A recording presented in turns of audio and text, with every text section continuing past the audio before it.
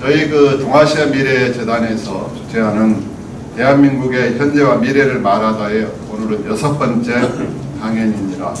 오늘은 우리 위성락 전 러시아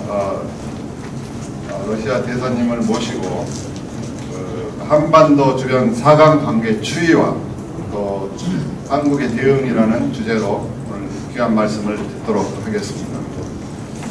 그동안 우리가 3년여간 코로나 상황으로 많은 어려움을 겪었습니다. 그래서 이제 코로나가 좀 끝나는가 싶더니 또 러시아가 우크라이나를 침공해서 글로벌 공급망이 붕괴되고 이에 따라서 세계 경제가 위기에 처하는 그런 상황에 직면했습니다. 또 미중 간의 패권 다툼으로 인한 갈등으로 세계 경제, 특히 우리 중국의 의존도가 높은 한국 경제는 많은 어려움에 직면해 있습니다. 또 최근에는 김정은이 아마 오늘 할지 모르겠습니다만 김정은이 러시아 방문을 해서 요즘 세계 추세가 한미일 삼국 동맹과 또 동맹을 또 굳건히 하고 또 러시아, 중국, 북한이 또 삼국 동맹을 해서 마치 구한말에 우리가 열광의 틈속에 끼었던 것처럼 지금 신냉전이 다시 시작되고 있는 듯한 그런 느낌을 받습니다. 또 그런 의미에서 오늘 특히 우리 이성락 대사님을 모시고 또 우리 주변에 이런 시적절한 오늘 강연이 되지 않을까 싶습니다. 이렇게 요즘 최근에 진영 간의 갈등이 심화되는 과정에서 세계 경제는 또한 보호 무역이 더욱 강화되고 있는 추세입니다. 보호 무역이 강화되면은 우리나라처럼 수출 의존도가 높은 경제 구조에서는 많은 어려움이 따를 것입니다. 그래서 심히 걱정되는 부분도 있습니다. 우리가 이렇게 급변하는 외부 환경, 또 저희 한국 경제에는 악영향을 미칠 걸로 예상되는 외부 환경의 변화에 대해서 우리는 그동안에 더 어려운 상황에서도 위기를 극복하는 지혜를 가진 나라입니다. 따라서 오늘 우리 이성락 대사님의 말씀을 통해서 우리가 이러한 위기, 외부적인 갈등, 세계의 어떤 긴장이 고조되는 상황에서 어떻게 극복하고 대처를 할 것인가 이런 지혜를 얻으실 수 있는 좋은 기회가 되었으면 합니다. 감사드립니다. 다시 한번 큰 박수로 감사합니다. 정님 말씀 따라 정말 시대적 전환의 시기가 아닌가 이런 생각을 하게 됩니다. 그러나 국민 한 개인으로서 시대를 바라볼 때 혼란스럽게 그지었습니다.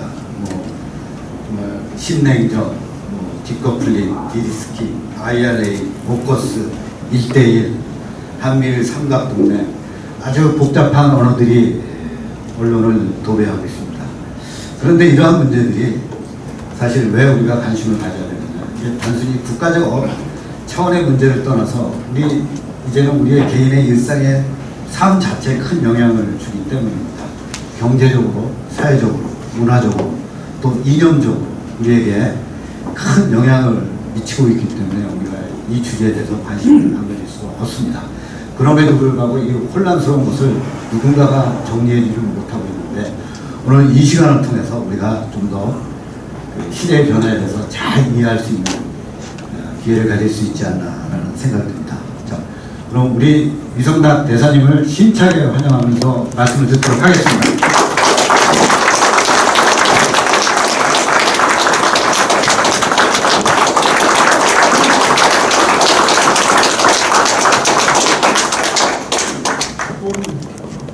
네, 먼저 이런 귀한 자리에 초대해 주시고 또 따뜻한 소개 말씀을 주신 손학규 대표님께 감사드립니다. 큰 영광으로 생각을 합니다. 그리고 또 오늘 강연을 준비해 주신 동아시아 미래재단의 관계자 여러분들께서 감사 말씀드립니다. 제가 오늘 맡은 주제는 한반도 4강관계 추이 그리고 한국의 대응입니다. 우선 한반도의 지정학에 대해서부터 얘기를 시작해 볼까 합니다. 한반도는 4강에 둘러싸이고 횡단된 곳입니다. 이런 점에서 한국은 전 세계적으로 유례 없는 지정학을 가졌다고 할 수 있습니다. 폴란드가 독일과 러시아 사이에 끼어서 우리하고 유사한 지정학을 갖고 있다고 할 수도 있겠지만 폴란드 상황이 우리에 비하면 못됩니다. 폴란드가 분단되어 있는 것도 아니고 폴란드가 핵을 가진 반쪽과 대치하고 있는 것도 아닙니다. 그런데 한반도가 이렇게 복잡한 지정학을 갖게 된 것은 오래전 얘기는 아닙니다. 비교적 근세에 와서 이렇게 되었습니다. 오래전에는 중국 중심의 중화 질서가 있었고 중국이 내분할 때는 잠시 여러 복잡한 지정학 속에 있었지만 대체로 중국이 통일되었던 기간 동안은 단국체제였다고 할 수 있습니다. 그러다가 19세기 중후반부터 큰 변화가 생겼습니다. 청나라가 약화되고 또 서구 열강들이 동진하게 됩니다. 러시아도 동진합니다. 러시아가 시베리아를 거쳐서 극동에 이르고 청과 전투를 해서 결국은 러시아가 우리나라하고 국경을 접하게 됩니다. 사실은 우리가 대륙에 한 나라를 두게 아니라 두 나라를 두게 되었다는 것은 한국의 지정학의 큰 변화입니다. 그게 19세기에 벌어졌습니다. 그리고 동시에 일본이 명치 유신을 해서 부상을 하기 시작합니다. 그래서 한반도에는 전에 보지 못하던 복잡한 여러 가지 질서가 생겨났습니다. 근세에 들어서 우리가 주권을 잃고 식민지가 됐던 일이라든가 또 해방이 됐지만 바로 분단이 되어야 또 분단 이후에 동족 상간의 전쟁이 납니다. 그 이후에 한국이 내내 냉전의 전초기지로 기능했던 이 모든 것들이 우리의 대외관계와 지정학에서 나오는 일입니다. 이처럼 한반도는 4강의 이해관계가 얽힌 최전선입니다. 그래서 4강 간의 관계, 또 한반도와 4강과의 관계 속에서 많은 영향을 받게 됩니다. 사실 우리가 전쟁을 겪어보라든가 그 이후에 군사 권위주의 정권을 갖게 된 것도 냉전과 무관하지 않은 것이고 우리의 지정학과 무관하지 않은 것입니다. 지금은 또 우리한테는 분단으로부터 유래된 대결의 70년이 있습니다. 그리고 덧붙여서 여기에다가 북한의 핵 미사일 위협이 가세해 있습니다. 그렇기 때문에 우리에게는 항상 한반도 주변의 안보 상황, 외교 상황 추이에 대해서 면밀한 주의를 기울이고 냉정한 평가를 해서 대처 방안을 도출해야 합니다. 그것이 절체절명의 과제라고 할 수 있습니다. 우리의 생존과 번영에 직결되는 문제이기 때문입니다. 우리가 만약에 정세 변화에 잘 대처하지 못한다면 나라를 잃을 수 있고 전쟁을 겪을 수 있습니다. 그것이 우리가 경험한 일입니다. 한반도는 그런 지정학적 여건이 있습니다. 저는 오늘 이런 문제의식에 기반해서 우리 주변의 정세를 한번 일별해 보고자 합니다. 그리고 그러한 작업을 하는 방법은 우선 한반도에 영향을 미치는 4강의 관계들을 이렇게 보면서 그 4강 관계로부터 한반도 쪽으로 줌인 해 들어오는 방식입니다. 그 반대 방식이 아닙니다. 한반도에서 나가는 방식이 아니고 주변의 여건으로부터 이렇게 들어오는 방식입니다. 제 생각에는 그렇게 해야지 한반도 전쟁을 현실적으로 객관적으로 냉정하게 볼 수가 있습니다. 주변 관계의 역학 추이를 한번 보겠습니다. 근자의 주변 사강 관계 역학에 가장 큰 영향을 주는 요소는 중국의 부상입니다. 중국이 정치, 경제, 군사적으로 빠른 부상을 하면서 국제사회의 기존 규범에 따르기보다는, 적응하기보다는 중국 특색의 규범을 부과하는 식의 접근을 했습니다. 이것이 미국을 비롯한 기존 세력들한테는 도전으로 받아들여집니다. 특히 시진핑 시대에 와서 중국이 성장하는 국력을 바탕으로 중국의 영향력을 좀 더 공세적으로 투사하려고 하고 있습니다. 미국과 서구가 이러한 중국의 부상을 위협으로 간주하기 시작합니다. 전략적 경쟁자로 보고 견제를 강력히 추진합니다.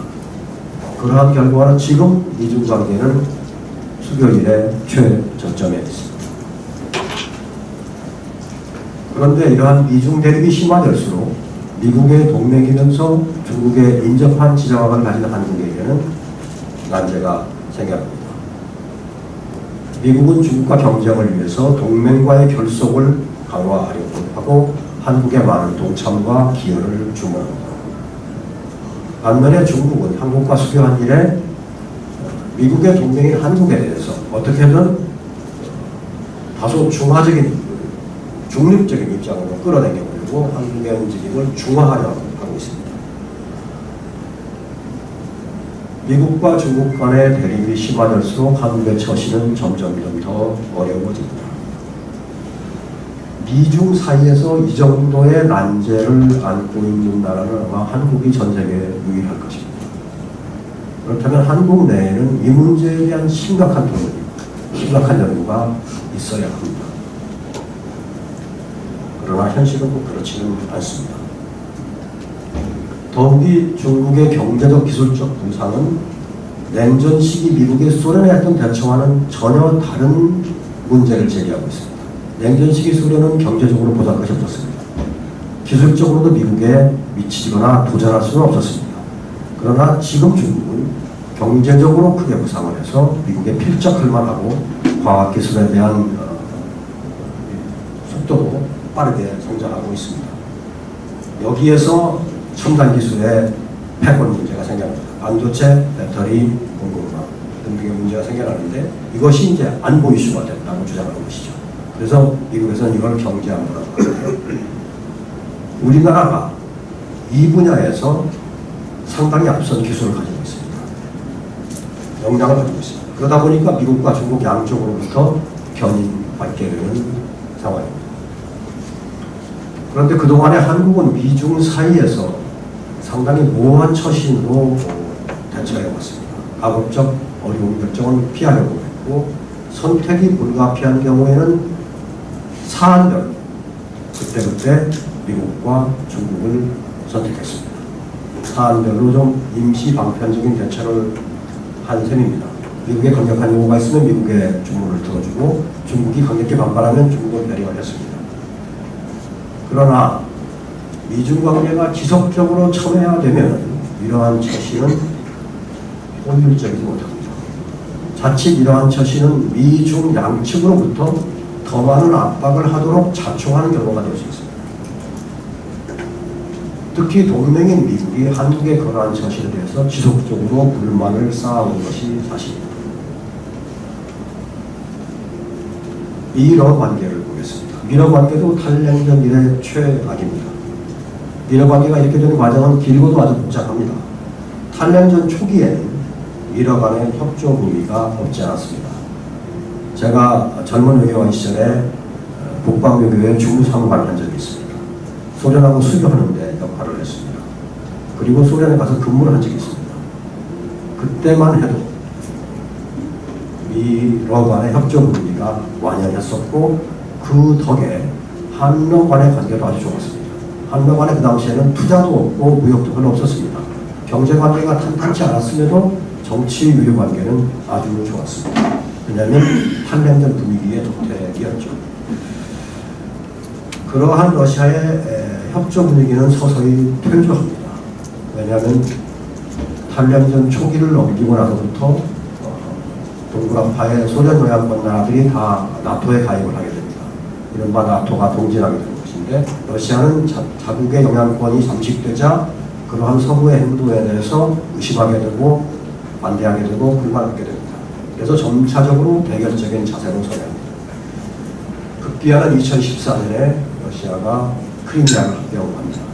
우크라이나 동부의 분리 독립을 지지하면서 미국과 러시아 관계는 극도로 악화되었습니다. 그러다가 작년에 우크라이나 침공이 있게 됨으로써 돌이킬 수 없게 미러 관계가 악화되었습니다. 미중 관계가 지속 악화되고 미러 관계가 극도로 악화되자 미국은 대처하기 위해서 동맹을 규합하려고 합니다. 일본은 여기에 비교적 적극 동참을 했습니다만 한국은 상당히 신중했습니다. 지난 정부의 일입니다. 한국은 미중 사이에서도 전략적 모호성을 내세웠고 우크라이나 침공 사태도 초기에는 아주 조심스러웠다가 미국의 강한 압박을 받고 또 국민 여론이 우크라이나 지원 쪽으로 선회하자 제재에 가담을 하긴 했습니다. 그러나 여전히 신중했습니다. 이러한 미러 이중 관계에 대응해서 중국과 러시아는 적극 연대하고 있습니다. 특히 우크라이나 침공으로 고립된 러시아가 중국에 많이 접근하고 있습니다. 중국과의 협력 관계가 없으면 러시아는 지탱하기 어려울 정도입니다. 결과적으로 지금 중러 관계는 사상 최고점에 있습니다. 우크라이나 사태 이후에 이제는 탈냉전 시기가 완전히 끝났다고 볼 수 있습니다.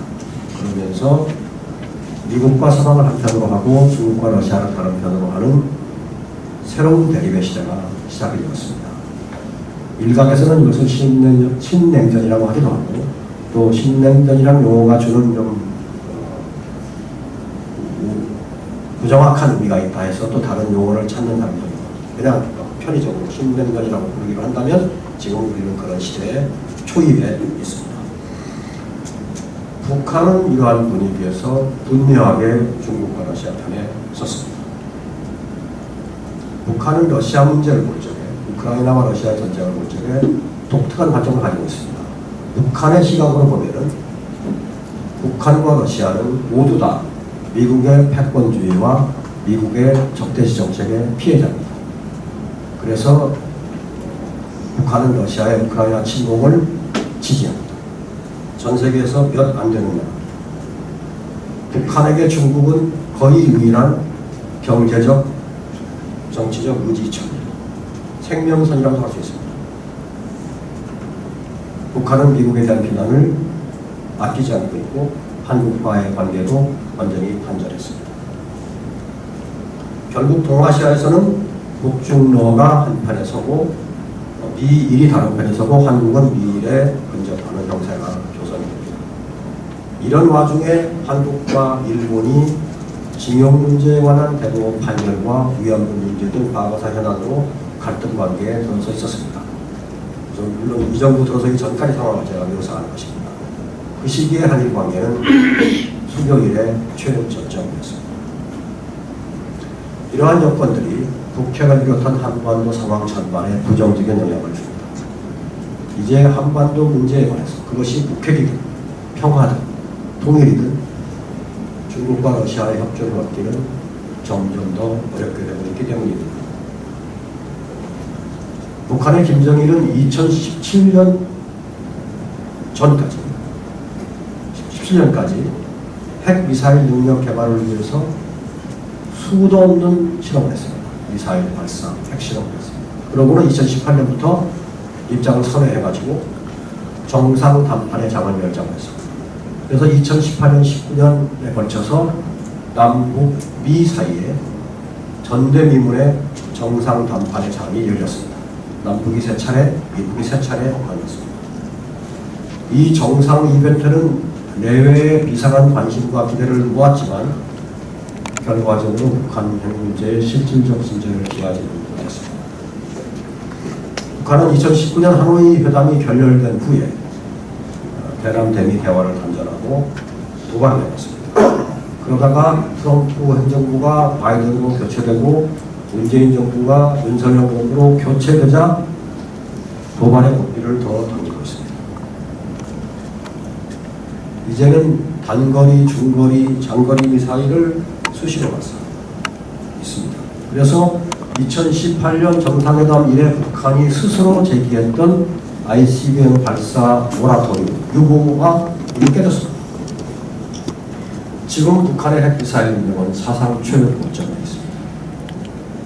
북한은 ICBM도 개발하고 또 전술 핵무기도 개발하고 소형화도 추진하고 있습니다. 타겟은 미국 또 미국 영내 미국의 기지, 한국, 일본 등입니다. 그렇게 함으로써 한국과 미국 또 일본을 이렇게 다양한 무기로 견제하고 갈라치려고 하고 있습니다. 바이든 행정부가 이런 북한의 도발에 대해서 강한 제재로 대응한다는 것은 쉽게 예상할 수 있습니다. 그러나 중국과 러시아가 대미 대결 심리에 사로잡혀 있는 한 제재에 적극 동참해 나올 가능성은 적습니다. 이미 북한이 ICBM 발사를 여러 번 했는데도 유엔 안보리는 중국과 러시아의 반대로 아무런 행동을 하지 못하고 있습니다. 이런 일은 전례가 없던 일입니다.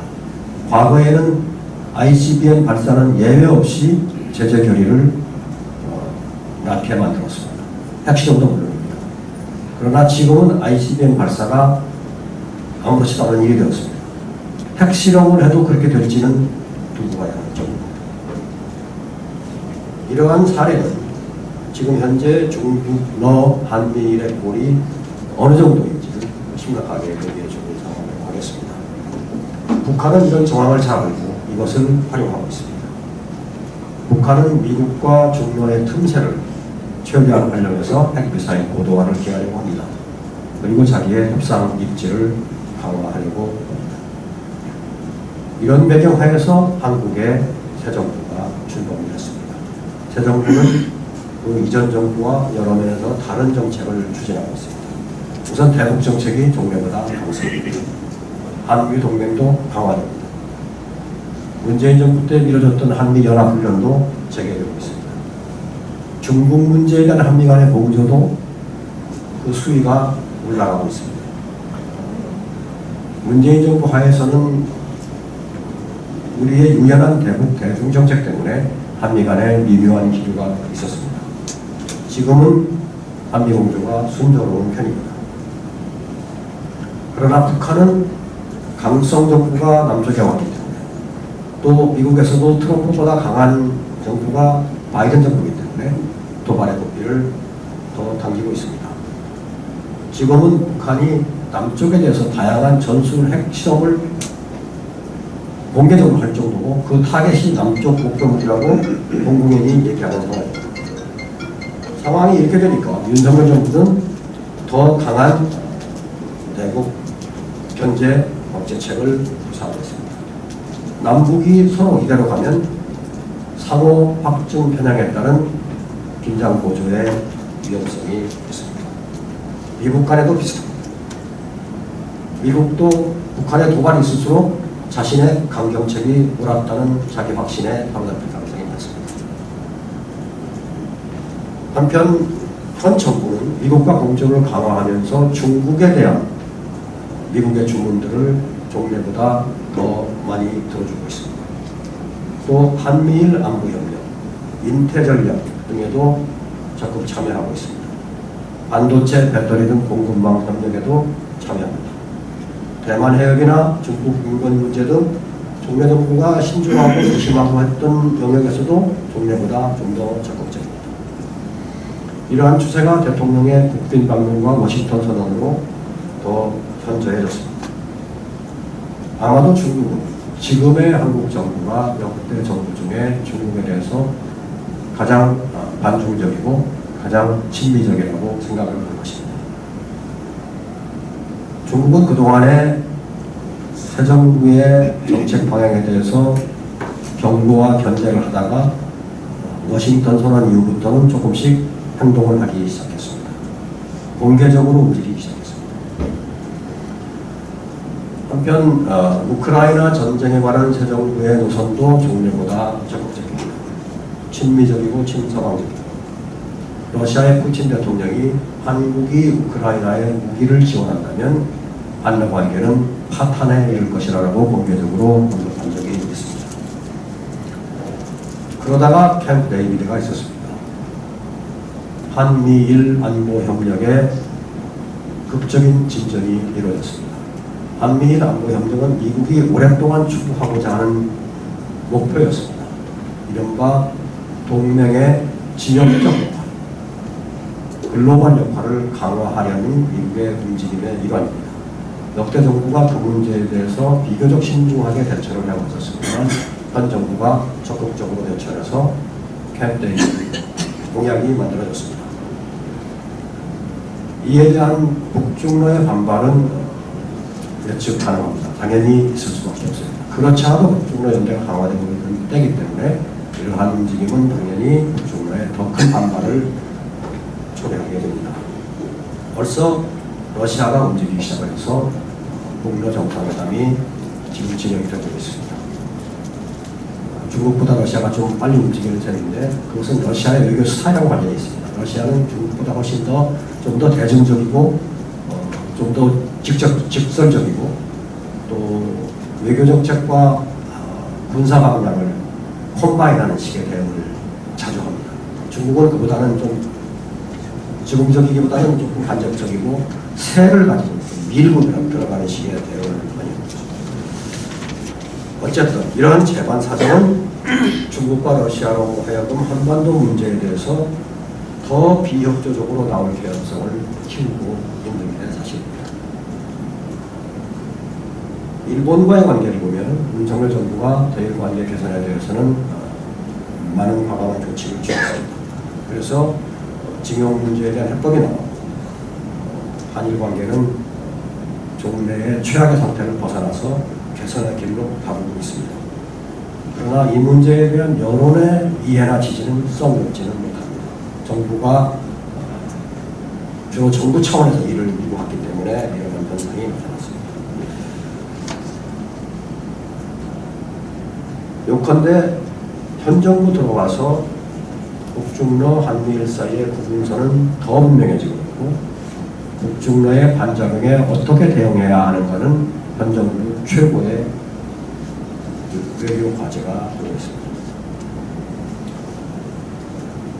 이렇게 한반도 정세는 긴장과 대립의 방향으로 가고 있고 한반도 상황을 구성하는 외적 요건은 나쁩니다. 미중, 미러, 일중, 일러 관계의 사상 최악이고 북한의 핵미사일 능력은 최고도, 북한의 대미 단항 관계는 단절되겠습니다.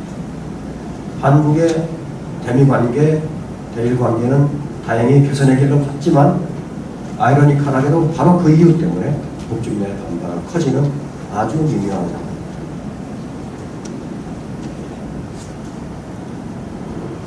이러한 환경 속에서 현 정부는 미국과 일본에 대해서는 비교적 분명한 정책과 전략의 방향을 가지고 있는 것 같습니다. 그것을 하나씩 구현하고 있습니다.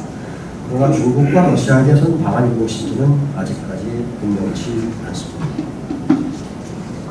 제 생각에는 한국이 이러한 외적 환경 속에서 잘 대처를 하려면 그냥 접촉을 자꾸 하고 회담을 자꾸 하고 정상회담을 주선하고 초청하고 방문하고 하는 것만으로는 되지 않는다는 겁니다. 그것은 행사지 정책은 아닙니다. 이 상황을 타개하려면 무엇보다도 한국이 미국과 중국과 러시아 등 주요 상대국에 대한 통합되고 조율된 전략을 세워야 합니다.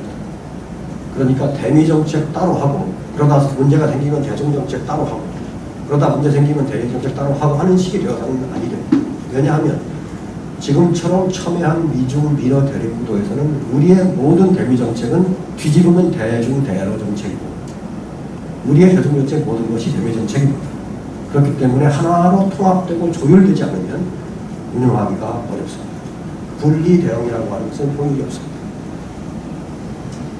그래서 그러한 통합되고 조율된 전략을 가져야 하고 그 통합되고 조율된 전략 속에는 미국과의 공조 수위는 어떻게 하고 러시아와의 외교 공간은 어느 정도인지를 알 수 있는 한국형 좌표가 있는 것이 좋습니다. 그것을 가지고 미국에 대해서는 공조를 하되 그 공조가 한반도의 비핵 평화 통일에 악영향을 미칠 경우에는 사안을 조정하자. 또 그 좌표를 가지고 중국, 러시아와 외교를 하고 공간을 열어야 합니다. 그러면서 중국, 러시아에 대해서도 한반도의 비핵과 평화는 별개 사안이 아니라 우리 모두의 공통 이해에 관련된 사안이기 때문에 그 사안은 미중 대립과 미러 대립으로부터 가급적 떼어내서 협조할 수 있는 사안으로 만들어가는 것이 필요합니다.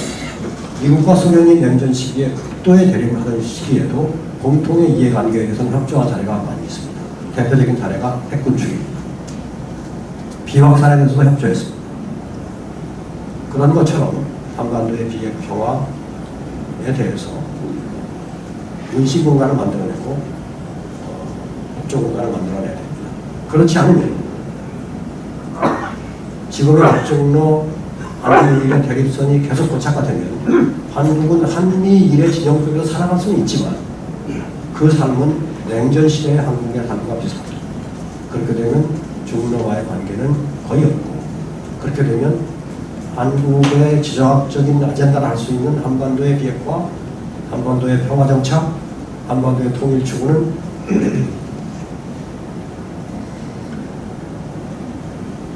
그 다음에 북한 문제를 얘기하면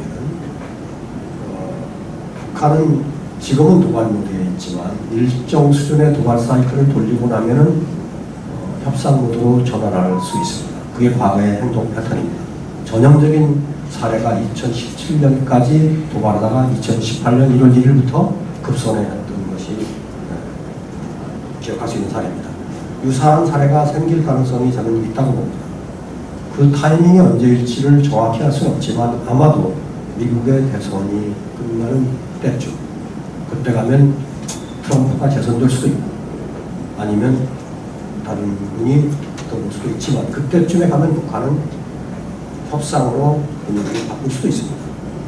그때 우리가 한반도 문제 논의에서 배제되는 상황을 피해야 합니다. 그렇지만 지금처럼 가면 그렇게 될 공산이 없지 않다고 봅니다. 벌써 일본은 북한과 무슨 접촉을 하고 있습니다. 일본이 공식적으로 정상회담까지 걸어갑니다. 일본의 외교 스타일상 아무것도 없는데 그런 애드볼을 띄우지는 않습니다. 왜냐하면 그렇게 띄울 경우에 북한이 바로 맹비난하면서 무시할 수가 있기 때문에 일본이 그런 정도 얘기를 했다는 것은 사전 접촉을 통하여 뭔가 컨택이 있다는 걸 말합니다. 일본이 있습니다. 미국은 북한한테는 미국은 대단한 카드이기 때문에 욕할 때는 욕하지만 언젠가는 대화하려고 하는 상대입니다. 미국은 북한이 마음만 좀 바꾸면 언제나 대화할 수 있는 상대입니다. 우리는 모호한 상태입니다. 북한은 우리를 한반도 문제의 미래에 관한 주 대화 상대로 인정하지 않으려고 해왔습니다. 그 상황을 우리가 벗어나야 합니다. 만약에 앞으로 향후 어떤 시점에서 그런 상황이 있다면 어떠한 방안으로 협상할지도 지금과 같은 정책위에 생각을 해둬야 합니다. 2018년 19년의 정상담판은 엄청난 기회였습니다. 결국은 되지 않았습니다. 사실 정상담판이라는 것은 어폐가 있는 말입니다. 정상은 담판 짓는 자리가 아닙니다. 정상이 담판을 짓다가는 큰일 날 일이 많기 때문에 대개 정상의 회동은 사전에 일종의 가부키 댄스처럼 다 준비되어서 거의 모든 것이 성공적으로 되었을 때 활용 점정을 위하여 만납니다. 그래서 성과를 손에 쥐고 아무런 준비 없이 정상들이 만나서 속칭 쇼부를 보자. 그런 일은 대단히 위험해서 외교가에서는 하지 않습니다. 그런데 예외적으로 그때 그런 일이 벌어졌습니다. 사전 준비 없이 맞닥뜨리게 했습니다. 첫 회인 싱가포르에서는 의외로 성과가 있었습니다. 그게 모든 사람에게 많은 기대를 불러일으켰습니다. 북한에게는 일종의 승리주의 신화를 주었습니다. 북한은 싱가포르 성과를 움켜쥐고 거기서 양보하지 않으려고 했습니다. 그런데 싱가포르 성과는 북한에게 너무 유리한 것이었기 때문에 미국이 그대로 이행하거나 따라갈 수가 없는 것이었습니다. 아니하다니까 하노이에서 미국은 그걸 뒤집으려고 했습니다. 북한이 양보할 리가 없죠. 왜냐하면 북한은 이미 합의된 사항을 왜 어기느냐고 생각합니다. 그래서 하노이에서 드디어 그 담판이 깨졌습니다. 정상 담판이 깨지는 효과가 심각합니다. 정상 담판은 고공에서의 플레이이기 때문에 추락하면 낙하점이 너무 커서 크게 깨집니다. 우리가 보고 있는 상황이 그렇습니다. 사실 좀 우스갯거리로 얘기하자면 싱가포르가 하노이 같았다면 아마 하노이 때는 좀 나았을 수 있습니다. 처음에 깨졌다면. 근데 처음에 너무 좋았습니다. 결국 정상담판을 3번씩이나 했는데 잘 안 됐기 때문에 이제 어떻게 해야 되는지가 상당히 난감하게 되었습니다. 다시 정상담판식으로 가야 하느냐 아니냐부터 생각해서 여러 가지 교훈을 얻고 개최를 해야 합니다. 잘못하면 정상담판을 남발하면 어떤 일이 벌어지냐면 병으로 치는 고당이 항생제를 너무 쓴 나머지 내성을 길러가지고 나중에 치료법이 없게 됩니다. 저는 그 당시에도 정상담판에 너무 기대하고 실무협상을 일종의 죄악시하는 분위기에 대해서 굉장히 경계했었습니다. 정상담판과 실무협상은 대체제가 아닙니다. 실무협상이 정상담판을 보완하는 거고 정상의 결단이 실무협상을 보완하는 겁니다. 보완됩니다. 실무협상 30년에서 안 된 일이니까 그건 집어치우자. 정상담판은 해결해야 된다. 그렇지 않습니다. 그 둘은 대체제가 아닙니다. 그래서 다시 기회가 온다면 과거로부터 어떤 교훈을 얻어서 어떤 방안으로 시도할지를 지금부터 준비해야 한다고 생각합니다. 하나 더 말씀드리고 싶은 것은 이러한 북한 핵 문제에 대한 대처, 동맹의 강화에 대한 대처, 한미일 안보협력에 대한 방향, 이 모든 것들은 대한민국 외교의 대강을 정하는 큰 결정들입니다. 그런 결정을 위해서는 많은 여론 수렴이 있어야 하고 국민적 공감대를 만드는 노력이 있어야 하고 소통이 있어야 합니다. 근데 우리의 경우는 그런 일이 잘 없이 갑자기 다가오는 경우가 많습니다. 한일 관계 회복도 마찬가지로 그렇게 다가왔고 한미일 안보협력도 갑자기 다가왔습니다. 그렇게 되면 사회적으로 분란이 나고 정치적 동력이 안 나옵니다. 지속 가능한 정책이 되기 어렵습니다. 그래서 그 문제는 지금은 약간 늦은 감도 없지 않아.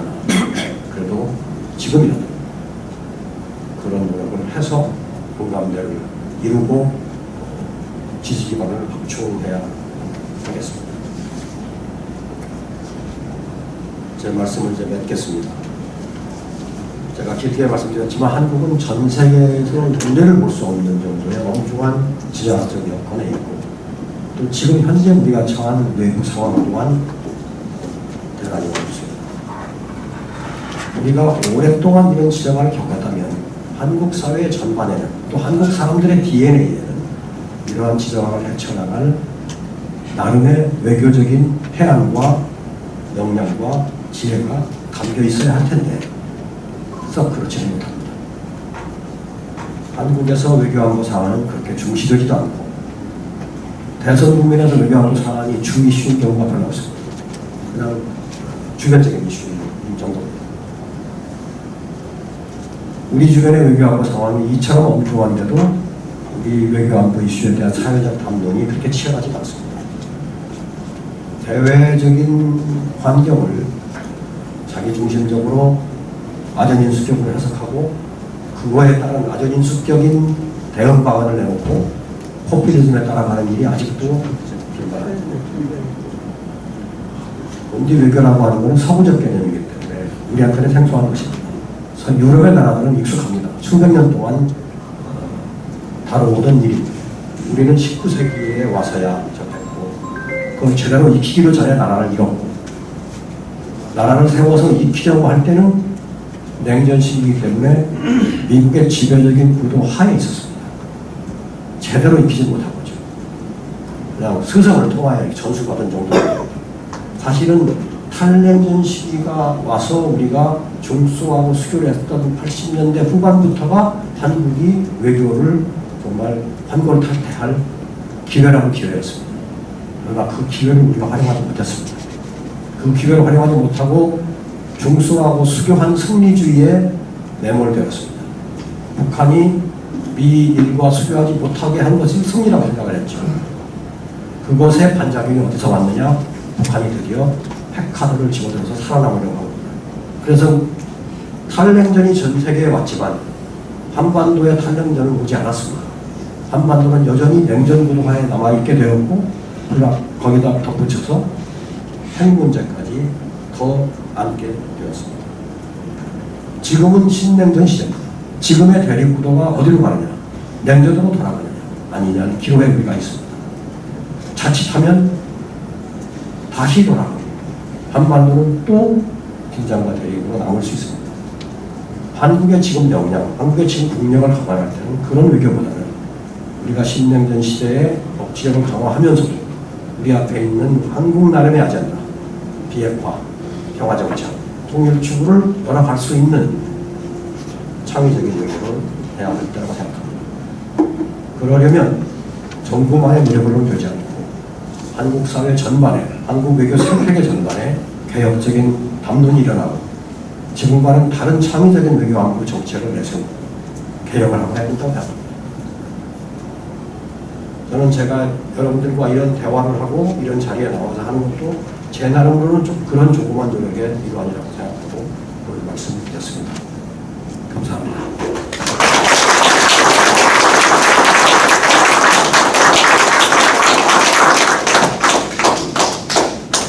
이제 말씀드린 것 중에 질문이나 동의할 게 있으시면 말씀해 주십시오. 제가 답변하도록 하겠습니다.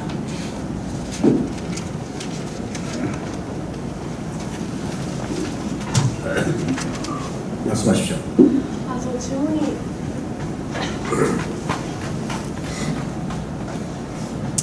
저 질문이 있습니다. 저는 일간지 기자로 활동하는 장혜원이라고 하고요.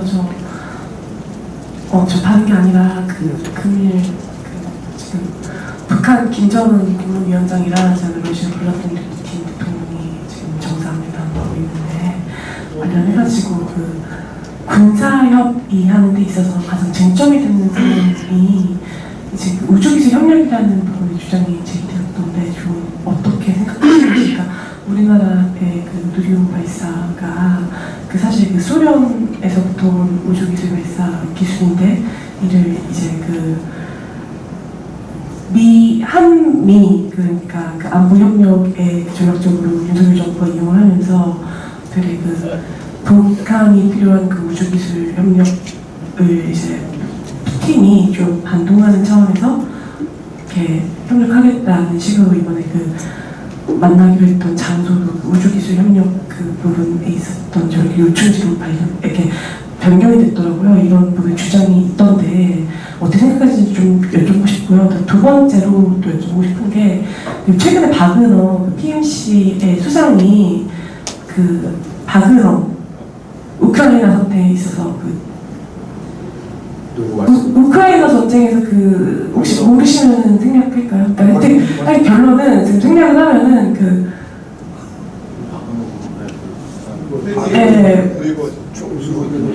네 맞아요. 프리고진이 이제 사망했는데 좀 흥미로운 주장이던데 북한 군사를 이제 러시아에서 좀 파병시킬 수 있겠다 뭐 이런 협의도 있을 것 같다는 식의 이야기가 있었는데 그러니까 정리를 하자면 4년 반 만에 북러 정상이 만났는데 쟁점이 되는 부분 등에 대해서 좀 여러 가지 이야기가 오고 가는데 어떻게 생각하시는지 좀 여쭤보고 싶습니다. 감사합니다. 네, 북러 정상회담은 제가 아까 길게 말씀드렸던 흐름 속에서 나온 러시아와 북한의 리액션입니다. 반작용이죠. 그러니까 최근에 있었던 캠프 데이비드를 포함하여 미국 관계, 한미일 공조, 한미 공조 등등의 어떤 일련의 흐름에 대한 그들 나름의 반작용인데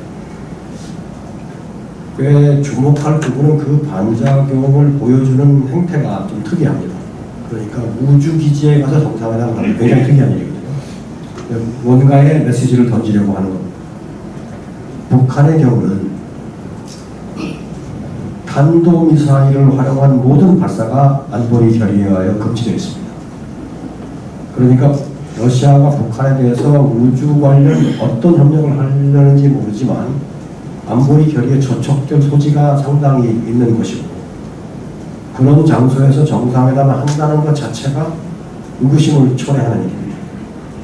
물론 이론적으로 따지자면 발사체가 아닌 무슨 위성의 전략에 관한 어떤 협력이라든가 뭐 어떤 부분을 국한하면 찾아낼 수 있을지 모릅니다. 접촉되지 않을 범위 내의 협력을 찾아낼 수 있을지 모르지만 전반적으로 볼 때, 전체적인 어떤 심볼리즘으로 볼 때 그거는 안보리 결의에 대한 챌린지라고 뵙기는 해석하기가 어렵습니다. 원론으로 먼저 돌아가면 우주의 평화적 이용은 모든 나라의 기본적인 권리라고 이렇게 주장할 수 있습니다. 원자력의 평화적 이용이 모두의 권리인 것처럼 마찬가지로 우주의 평화적 이용은 모두의 권리입니다. 그러나 모두의 권리라고 해서 자유롭게 아무나 할 수 있는 건 아니고 나라마다 특수하게 제약이 걸리는 경우가 있습니다. 예컨대 우주의 평화적 이용이지만 북한의 경우는 탄도미사일로 평화와 안정을 깨뜨린 죄업이 있기 때문에 북한의 경우는 탄도미사일 발사가 금지되어 있습니다. 그러니까 우주의 평화적 이용을 위하여 미사일 발사하지 못하게 되는 나라 북한이에요. 말하자면 제너럴 룰이 있고 로컬 룰이 있는데 북한에 대한 로컬 룰은 북한은 못하게 되어 있는 나라. 아마 러시아는 우주의 평화적 이용이라는 좀 넓은 컨셉을 갖고 그런 얘기를 하려고 하는 것 같아요. 우주의 평화적 이용을 할 수 있는 거. 러시아도 안보리에 관련 없이 협력할 수 있다고 주장할지 모르지만 세부적으로 들어가면 그렇지 않다는 거죠. 원자력의 평화적 이용은 모두의 권리지만 모든 나라가 아무렇게나 하는 건 아닙니다. 한국을 보십시오. 한국이 농축 제철이 못하게 돼 있습니다. 왜냐하면 로컬 룰에 따라 못하게 돼 있어요. 한미 원자력 협정에 따라서. 다른 질서하고 병존하는 겁니다. 제너럴 룰이 있고 특수한 룰이 있습니다. 일반법이 있고 특수법이 있는 겁니다. 북한의 경우에 그런 사정이 있는데도 불구하고 러시아와 북한이 우주기지에서 회담을 하고 거기서 우주기술 협력에 대해서 얘기하는 것은 우려스러운 상황이고요. 그것이 자칫하면 이제 군사 영역으로 매치될 수가 있습니다. 지금 김정은 수행원의 면면을 보면 군사 관계자가 굉장히 많습니다. 거기에는 로켓, 미사일 전문 분야 하는 사람도 있고 해군 사령관도 있고 공무도 있고 다양한 사람들이 군사 영역에서 참여하고 있어요. 그래서 이 회담이 군사 쪽에 방점이 있다는 인상을 강하게 주고 있습니다. 좀 더 두고 봐야 되겠어요. 어디까지 여기가 있느냐. 지금 보도에 나오는 예상 방문처 중에는 군수산업 하는 곳도 있습니다. 인근에 콤소몰스키 나무레라는 도시에 군수산업도 있어요. 거기에는 잠수함 생산기지도 있고 수호위 전투기 생산기지도 있습니다. 주목해봐야 될 것인데 일단 우려의 대상입니다. 만약에 우주협력이 된다면 묘한 아이러니죠. 한국은 러시아와 많은 우주협력을 해왔어요. 민간 우주의 평화적 이용에 관한 민간 협력이죠. 나로호 같은 경우 일단 발사체 러시아에서 가져온 적이 있었죠. 그런데 이제 북한하고 편입니다. 아마 러시아는 그럴지 모릅니다. 우리가 한국에서 하는 거와 마찬가지로 북한하고 할 수 있다. 근데 그거는 특수한 상황을 망각한 주장입니다. 일반론에 국한된 주장이에요. 특수 상황까지 들어가면 제약이 분명히 있고 안보리 결의가 저축이 된다고 합니다.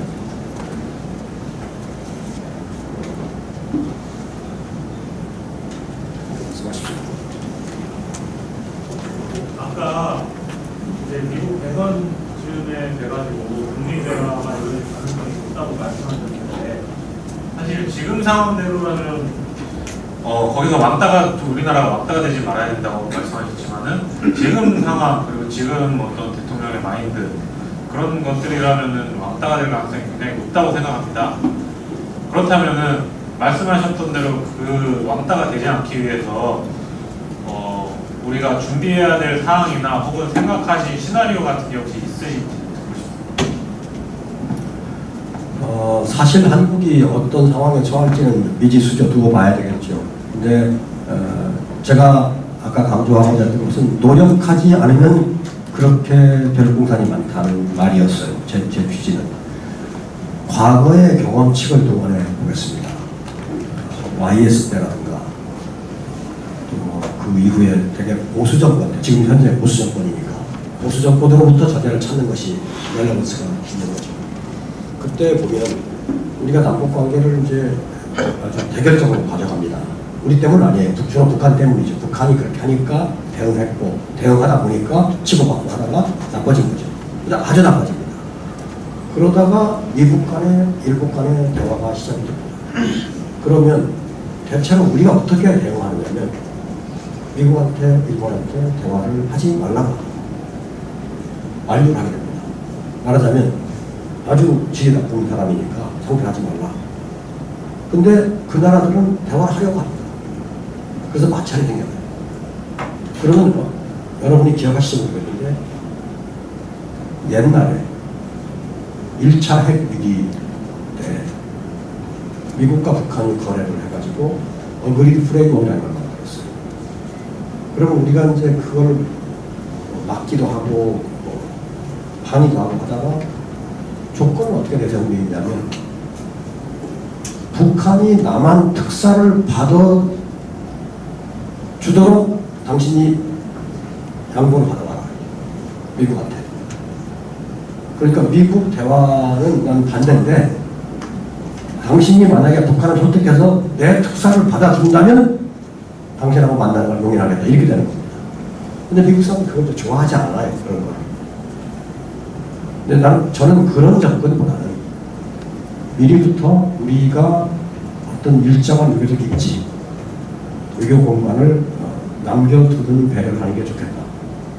그런 면에서 북한의 도발적인 행동에 대해서는 대응을 해야 하지만 그것을 끝없는 상호 확증 편향에 따라서 tit for tat로 몰고 가지는 않아야 된다. 감정상으로는 그러고 싶죠. 그러나 장래를 생각하고 외교 입지를 생각한다면 그 방법보다는 여지를 남겨두고 그리고 모두가 대화할 때 우리도 대화장에 있어야 된다.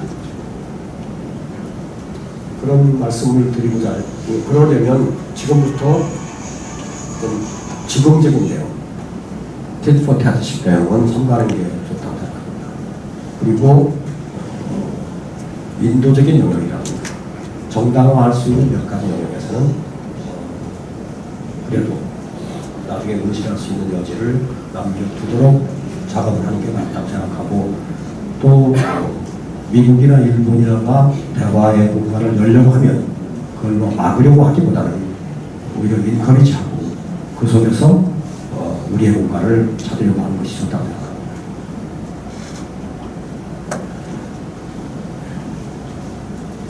기자분들이 좀 취재하러 오신 것 같은데 어떤 뭐 질문 좀 해주시면 좋을 것 같습니다.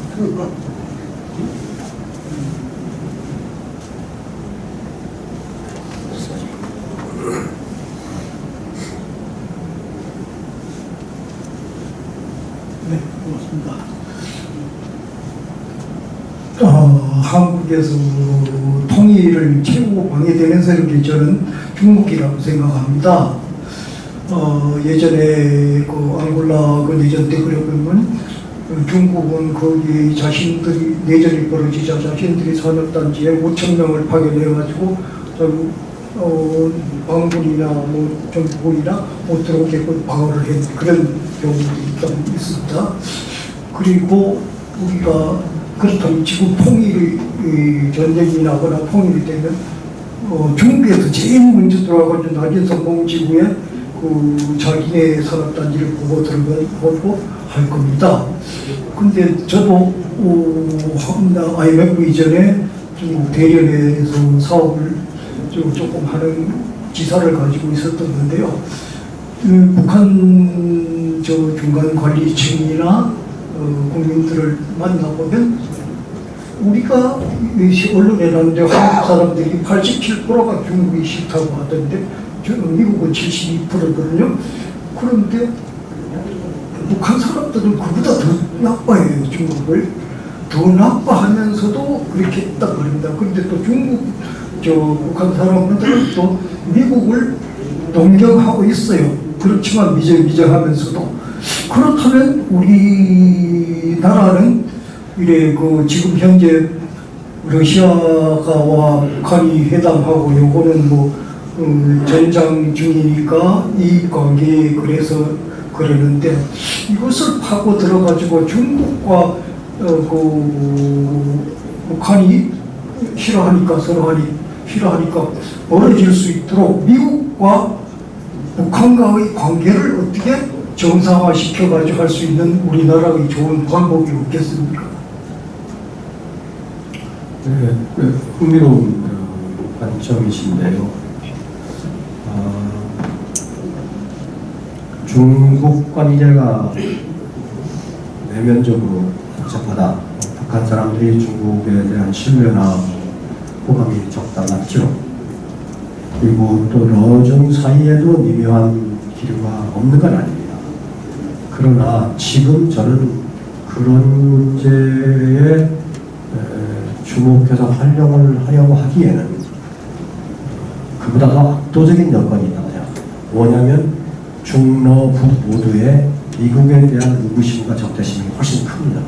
그러니까 저희가 지금 그런 감정을 활용해서 이렇게 작업을 하기에는 여건이 나쁜 겁니다. 그건 아마 장기적으로는 어느 미래 시점에서 가능할지는 모르지만 지금은 북중 간의 어떠한 그런 미묘한 감정이나 여론에도 불구하고 두 나라는 미국 주도의 이 핵본적 직서에 어떻게 대처해야 되는 데에서 공통의 이해관계가 있는 것이고 중러도 마찬가지입니다. 북러도 마찬가지입니다. 그렇기 때문에 지금은 좀 어렵다고 생각합니다. 우선 그렇게 되려면 중러가 멀어져야 됩니다. 근데 중러는 우크라이나 이래 더 가까울 수 있어요. 북한도 처지가 다른 제한이 없기 때문에 그냥 중국하고 의존해서 일단 살고 미국에 대처해야 된다는 거죠. 그러니까 어떻게 보면 그런 작업을 하려면 미국이 대화를 해야 합니다. 남북도 대화를 해야 합니다. 그러니까 북한으로 하여금 중국, 러시아 외에도 옵션이 있다고 생각하게 해야 합니다. 근데 그런 작업은 성공하지 못했어요. 못하고 좀 가는 듯 하다가 무너지고 했고, 그리고 지금은 어떤 구조냐면 북한이 그저 죽으나 살아 중국과 러시아와 연대를 할 수밖에 없는 상황에 몰려있는 것이죠. 지금은 좀 어렵다고 생각합니다만 그건 중장기적으로 그러한 전략적인 포인트를 염두에 두고 있다가 기회가 있을 때 활용하는 건 있을 수 있다고 봅니다. 몇 년 전에 미국의 유명한 애틀란틱 카운슬이라는 잡지에 어떤 인물이 익명으로 기고를 길게 했어요. 중국 정책을 어떻게 하면 좋을까? 미국의 대중 정책에 대한 익명의 기고인데 그거는 50년대에 미국의 러시아 정책에 대해서 조지 캐넌이 익명으로 기고했던 것을 모방한 겁니다. 그때 조지 캐넌이 미스터 X라는 이름으로 익명으로 기고를 했어요. 그래가지고 러시아 정책은 이렇게 해야 된다. 그게 냉전 봉쇄 정책의 기본 얼개였어요. 근데 그걸 누가 본다가 지금도 누군지 안 알려졌는데 누군가가 대중 정책을 이렇게 하겠다고 해서 익명으로 기고했어요. 흥미롭게 썼는데 거기에 보면 지금 말씀하신 중국과 러시아를 한 통속에 놓고 몰아세우면 안 된다. 중국은 대적해야 한다. 근데 러시아는 잡아당겨야 된다. 그래서 그런 주장이 있어요. 그러나 그때가 몇 년 전인데 우크라이나 전쟁 전입니다. 지금 그거를 읽어보면 현실성이 떨어진다고밖에 볼 수가 없어요. 왜냐? 우크라이나 전쟁이 났고 미래관계가 더 나빠져버리기 때문에 지금은 적용할 수 없습니다. 그러나 미래의 어느 시점에 그런 아이디어 자체를 방기할 필요는 없다고 생각합니다. 쓸 수는 있다. 그러나 지금 어플라이 할 수는 없다. 그렇게 생각합니다. 마찬가지로 중북 간의 멘탈리티에 대해서도 지금 적용하기는 타이밍이 안 맞다. 나중에 어느 시점을 찾아서 있겠다. 그렇게 말씀드릴 수 있겠습니다.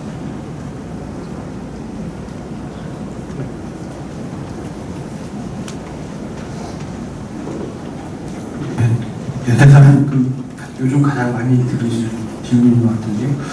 내년 3월에 이제 러시아 우크라이나 대선이 잡혀있고 11월에 미국 대선이고 최근에 이제 미국의 대통령 탄핵안이 발의가 되고 그런 상황에서 좀 우크라이나 전쟁이 언제 또 어떻게 좀 끝날지 이런 질문 많이 받으실 것 같은데 부탁드리겠습니다.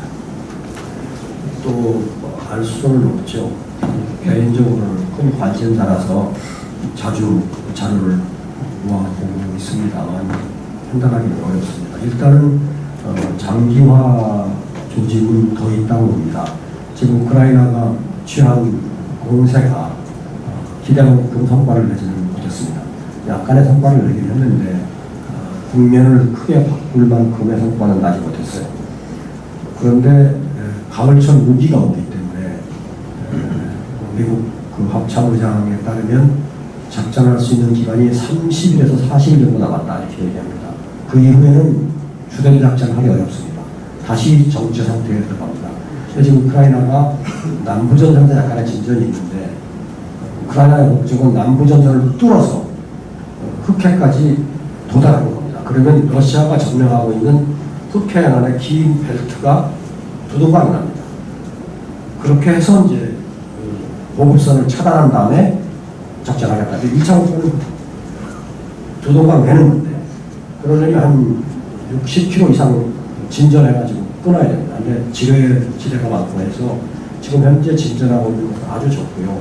거기서 30일 이내에 지금 현재 전선에서 가까운 토크마크라는 시가 있는데 거기를 점령할 수 있으면 일정한 성과인데 거기를 점령할 수 없다면 기대만큼은 안 되는 겁니다. 그러면 점령하지 못하고 우기가 오고 겨울이 온다. 그럼 올해가 넘어갑니다. 그리고 내년에 가면 미국의 대선이 다가오게 되고 내년에도 획기적인 진전이 없습니다. 미국의 대선 결과에 따라서 트럼프가 집권하면 우크라이나에는 큰 타격이 오게 됩니다. 그러면 러시아가 반격을 하게 됩니다. 그러니까 이래저래 정황은 휴전보다는 장기화 가능성이 있습니다. 근데 만약에 트럼프가 와서 어떻게 유교적인 공간을 열어가지고 푸틴하고 어떤 결단을 한다. 그럴 수는 있겠습니다만 그건 우크라이나가 받아들일지 알 수 없고 지금으로 봐서는 내년도 말까지는 전쟁이 이어질 공산이 더 많다고 생각합니다. 전쟁은 이 전쟁이 끝나려면 누가 완승해서는 전쟁이 안 됩니다. 그러니까 러시아가 우세해도 끝나고 우크라이나가 완전히 우세해도 끝나고 그러니까 가장 전쟁이 끝나기 좋은 시나리오는 우크라이나가 약간 회복을 하고 전쟁이 많은 코스트를 내게 되고 양측 모두 수습하는 게 맞겠다고 생각하는 시점인데 지금은 우크라이나가 약간 회복하는 단계까지 오지 못했습니다. 그러니까 우크라이나는 더 하려고 하고 러시아는 수습할 수 없어요. 근데 만약에 우크라이나가 패배하면 러시아 수습하지 않으려고 합니다. 우크라이나가 완승하면 러시아는 시작할 수 없습니다. 재동원을 해가지고 다시 전쟁을 해야 합니다. 지금 1차 동원 30만 원을 한 것뿐이고 추가 동원을 할 수 있습니다. 묘한 상황이죠. 우크라이나 전쟁을 보면서 새삼스레 느끼는 것은 전쟁은 군인이 하는 게 아닙니다. 전쟁은 정치가 하는 겁니다. 네, 또 질문.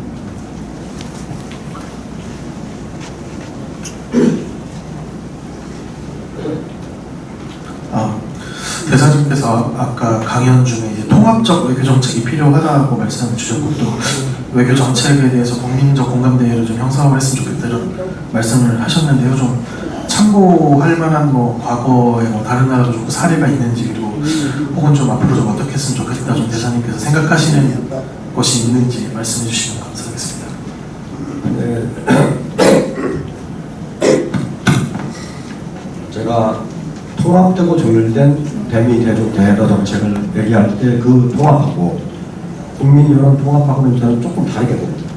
제가 통합됐다는 건 뭐냐면 대미 정책 따로 대중 정책 따로 대러 정책 따로가 아니라 한 페이퍼 속에 미국과는 이렇게 하면서 동시에 중국과는 저렇게 하고 러시아 이렇게 하고 우리 한국의 대이중러 정책이 통합되어 있어요.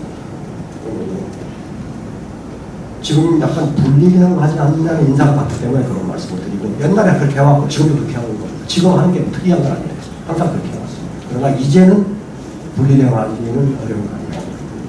국민적 공감대를 하는 건 이건 그야말로 통합입니다. 소통과 통합. 의견을 모아서 정부가 하고자 하는 방향으로 다수 의견을 모아요. 한미일 안보 협력을 향하여 다수 의견을 모아야 하고 동맹 강화에 대해서 다수 의견을 모아야 하고 북중로에 대해서 다수 의견을 모아야 하고 근데 그 부분에 대해서 얘기하면 제가 이렇게 얘기하면 사람들이 지금의 여야 대립구도 서로 만나지도 않는데 어떻게 이렇게 되겠느냐. 일본하고 3자 변제 어떻게 되겠느냐. 이렇게 회의적으로 얘기하는 사람이 많이 있는데 저는 거기에 다 동의하진 않아요. 한국처럼 대립이 심한 사회에서 쉽진 않지만 하나의 예를 들어보죠. 통일 방안이 있습니다. 통일 문제에도 얼마나 많은 다양한 게 있겠습니까? 그러나 통일 문제에 대해서는 우리가 공감대를 이룬 하나의 방안이 있습니다. 한반도 공동체 통일 방안이라는 게 노태우 대통령 때 만들어졌는데 그게 지금까지 변하지 않고 있어요. 그리고 거기에 대해서 도전하는 정파는 없습니다. 대체로 그 틀은 다 받아들이고 있어요. 거기서 미세한 변화에 대해서만 이견이 있는 겁니다. 한반도 공동체 통일 방안은 어떻게 만들어졌느냐. 노태우 대통령이 그 당시에 삼김씨하고 협의를 지시해서 삼김씨 의견이 반영된 겁니다. 그때 그 작업을 이용구 그 당시 통일부 장관이 주도했다고 합니다. 이용구 그 후에 총리가 되셨는데 이용구 총리 말씀을 드리면 대통령은 많은 지침을 주진 않았고 권한을 많이 위임해 주면서 정파라고 얘기하라고 했다 하고 그래서 김대중, 김영삼, 김종필을 제시라고 얘기를 했는데 김대중 당대표가 제일 많이 이해를 했고 다른 것도 견뎌서 종합해서 다시 보여드리고 처리했다는 거죠. 그래서 각 정파가 동의하게 된 기본 말하자면 영어로 말하는 템플레이트가 있습니다. 왜 그거를 우리가 대일 관계를 못하겠냐. 제가 제 개인적인 얘기가 되겠습니다만 징용 문제로 한일 관계가 최악일 때 그러니까 대법원 판결이 2018년에 최종적으로 나왔습니다. 저는 합의고요. 그리고 관계가 급전직하여서 2019년으로 들어갔는데 서로 대화를 해요. 그러다가 2019년 초에 오사카에서 G20가 있었습니다. 문 대통령이 가게 돼 있었어요. 가면 우리는 정상회담을 하고 싶은데 일본은 안 하려고 합니다. 한국의 징용 문제에 대한 대처 때문에 반발해서 상대를 안 하려고 해요. 그래서 그때 여러 가지 고심이 있는데 제가 그 당시에 저는 밖에서 보고 있다가 제 깐에는 이렇게 하는 게 좀 도움이 될까 싶어가지고 제안을 하나 했어요. 그게 뭐냐면 징용 해법을 뭘 하더라도 인기가 없습니다. 그러니 정부가 하지 말고 여야 원로들을 모셔다가 초당적인 현인회의를 한 12분 정도 집권당도 4분, 제1야당 3분, 제2야당 2분, 우리 한 분 이렇게 해서 모아서 그분들한테 해법을 의뢰하는 겁니다. 해법 찾아달라. 따르겠다. 뭐든지 찾아달라. 그럼 해법이라는 게 무한대로 나오는 게 아닙니다. 대충 뻔합니다. 제일 나오기 쉬운 해법이 뭐냐면 65년 한일 협정 속에 들어있는 일종의 built-in 분쟁 해결 절차. 그게 뭐냐면 양자 협의를 한다. 그래도 안 되면 중재위원회가 한다. 중재위원회 아닙니다. 여러분 그런 현인회의가 논의해도 중재위원회 가다가 하나 나올 수 있고요. 그게 안 되면 가령 국제사업재판소 갈 수도 있고 그게 안 되면 지금 말하는 3자 변제일 수 있어요. 3자 변제도 여러 개념이 있습니다. 그냥 무조건 3자 변제가 정책을 할 수도 있고 아니면 3자 변제 방안을 입법화할 수도 있습니다. 사실은 입법화하면 훨씬 더 안정적입니다. 3자 변제를 입법화하면 지금 법원에다 대고 3자 변제 뭐 접수 받느니 안 받느니 그런 일이 없습니다. 해결됩니다. 근데 그런 다양한 옵션을 그냥 정부 혼자 하기보다 초당적인 바디를 거쳐 나오면 똑같은 일이지만 반대가 적어지고 여론이 멈춰집니다. 그런 프로세스 할 수 있는데 뭐 그때 당연히 안 듣죠. 안 들었고 새 정부가 들어오고 와서 저도 새 정부에 대해서 또 똑같은 얘기를 제가 또 했어요. 다시 또 썼어요. 근데 역시 안 됐어요. 그리고 정부가 내놓으라는 3자 변제였습니다. 그 안 자체는 이상한 건 아닙니다. 할 수 있는 안 중에 하나가 문제는 프로시저. 대거 그 사안은 나라를 뒤흔든 큰 사안이기 때문에 여론의 수렴이 있으면 더 끌고 나가는 동력이 나오죠. 그런 데가 있으니까 국민적 공감대를 할 수 있는 전례도 있고 한 전례도 있고 또 유사하게 할 수 있는 방안도 있습니다. 그러니까 더 노력을 해야 된다고 생각합니다. 네, 뭐 또 다른 질문. 네.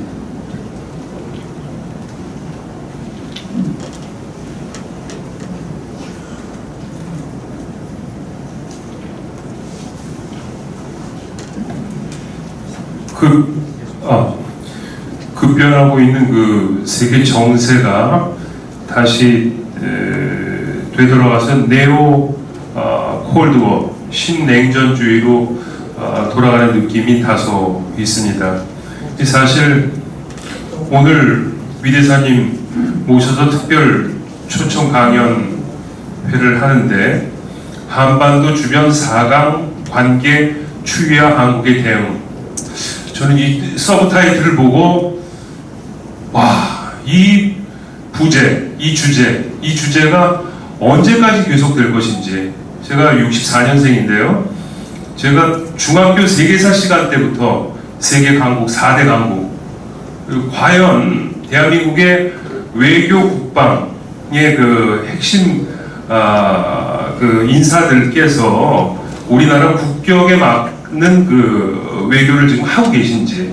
저는 문재인 정부의 외교도, 그 다음에 윤석열 정부의 외교도 딱 마음에 들지 않습니다. 지금 G20 중에 그 박정희 대통령 시절에 파독 광고하고서는 간호사분들을 내보낼 때 최빈국이 인도였어요.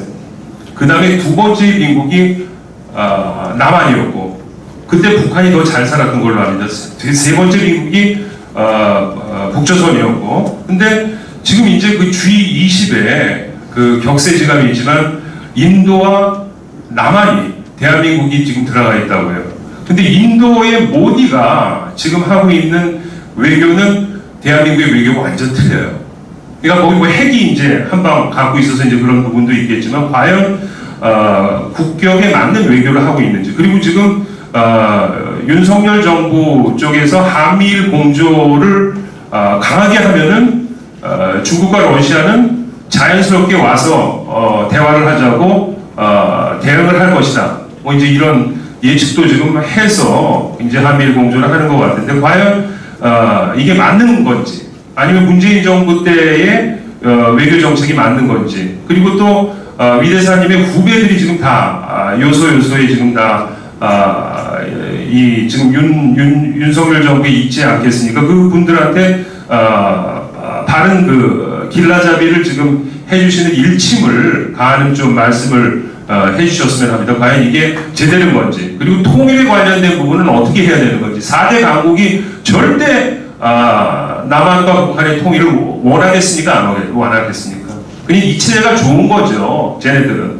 그래서 그 통일은 어떻게 해야 되는 건지, 4대 강국의 힘을 빌어야 되는 건지, 아니면 우리의 민족끼리 통일을 이렇게 뒤에서 속삭여가지고 해야 되는 건지, 그런 부분을 좀 얘기를 해 주십시오. 네.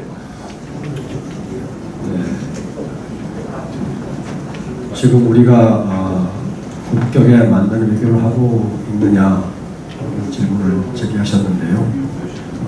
제가 뭐 거기에 직접적인 말은 안 했지만 제가 행간에서 많은 얘기를 했는데, 우리는 우리 격에 맞는 외교를 아직 하고 있지는 못합니다. 제가 이 말씀은 지금 현 정부에다 대고 하는 게 아니고 모든 역대 그렇게 해오고, 그건 뭐 정권의 잘못이라고만 말할 수 없습니다. 그 정도로 뿌리 깊은 문제입니다. 우리가 외교를 이렇게 제대로 배워서 하지 못한 경위가 있는 거죠. 더 노력을 해야 된다고 생각합니다. 지금 우리가 하고 있는 외교는 우리가 배운 지 일천하기 때문에 노력을 하고 있으나 이렇게 제 기대에 많지는 못하고요. 더 이제 노력을 해야 된다는 얘기 드리는 것 같습니다. 우리가 한미일 공조를 강화하면 북중러가 우리하고 대화를 하려 할 거다. 일견 맞는 말이기도 하고 맞을 수 있어요. 근데 사실은 많은 부분이 우리가 어떻게 하느냐에 달려 있습니다. 가령 우리가 한미일 공조를 하고 잘못 좀 대응을 하면 그 대화를 해도 북중러하고 대화도 성과가 없을 수도 있고요. 한미일 공조를 통하여 우리한테 생긴 고약된 입지를 선순환적으로 활용하면은 돈 벌 수 있습니다. 어떻게 설명해야 좋을지 모르겠는데 매사는 사실은 액션 앤 리액션입니다. 물리학의 기본 법칙처럼 우리가 어떤 것으로 득을 얻으면 그거에 대한 부담이 당연히 커지는 겁니다. 그러니까 한미일 공조로 얻는 득이 있지만 한미일 공조로 생겨나는 기회비용 당연히 있습니다. 그 기회비용을 활용할 수 있는 방략까지 가지고 임하면 국정로 대화가 생산적이 되죠. 그러나 그 기회비용을 잘 대처할 방략이 없으면 우리는 한미일 공조로 득을 얻고 국정로로 손해를 보고 마는 거예요. 그런 말씀을 드릴 수 있습니다. 통일에 대해서 어떻게 생각하느냐? 저는 모두가 다 통일을 반대한다고 생각하지는 않습니다. 그러나 열정이 있지 않겠죠. 자기 얘기 아니니까. 독일의 통일에 대해서 누가 열정이 있었겠습니까? 그러나 독일의 통일 상황이 왔을 적에 우선 독일이 잘 대처를 한 거고요. 그 다음에 또 미국이 전향적으로 대처를 했고 독일은 그런 미국의 전향적 대처를 12분 활용할 줄도 알았어요. 그래서 반대하고 소극적이 있던 영국, 반대하는 불란서를 넘어설 수 있었어요. 불란서의 유명한 정치인 한 말이 있다는 거죠. 자기는 독일을 너무 좋아하기 때문에 독일이 두 개인 대로 좋다. 영국의 대처 수상도 지속한 위협이 있으니까 독일 통일을 바라지 않았다는 거죠. 그러나 미국의 부시 행정부, 지금 젊은 부시 아버지 때죠. 그때 미국의 진영들이, 대통령이나 진영들이 독일 통일을 지원하기로 했고, 또 그거는 독일이 잘 대처했기 때문에 그게 유지 가능했던 겁니다. 만약에 가다가 미국이 변심했으면 어려웠을 거예요. 그리고 또 고르바초프라는 사람이 러시아에 개혁적으로 리드를 했고, 또 그게 맞아떨어진 거죠. 근데 한국의 경우에 그런 역량이 우리한테 있어야 합니다. 잠재 역량도 있어야 하고, 실제로 그런 상황이 생기면 대처해 내야 해요, 한국에서. 근데 그게 가능시 되느냐, 지금의 상황에서. 빅 퀘스천이에요. 그러니까 그런 대비를 하기 위해서라도 외교 생태계도 바꾸고, 담론 구조도 바꾸고, 모든 걸 변화시키고 선순환으로 이렇게 개선해서 대비를 해야 된다는 거죠. 통일을 시켜줄 사람은 없습니다. 그러나 우리가 노력을 해야 한다는 것이죠. 미국, 통일에 대한 미국의 생각 비교적 전향적이고, 통일에 대한 러시아의 생각도 비교적 전향적이었습니다. 과거에. 지금은 모르겠어요. 지금은 아닐 것 같아요. 중국보다 러시아가 전향적이었어요. 왜냐하면 러시아는 통일된 한반도가 한국 주도로 통일될 거라고 상상하는 사람이 많아요. 그렇게 되면 어떻게 되느냐? 한국의 아주 다이나믹하고 활발한 경제가 러시아의 극동 시베리아에 접하게 된다는 겁니다. 그러면 러시아의 극동 시베리아는 한국과의 교류를 통하여 발전 에너지를 얻을 수 있다고 기대합니다.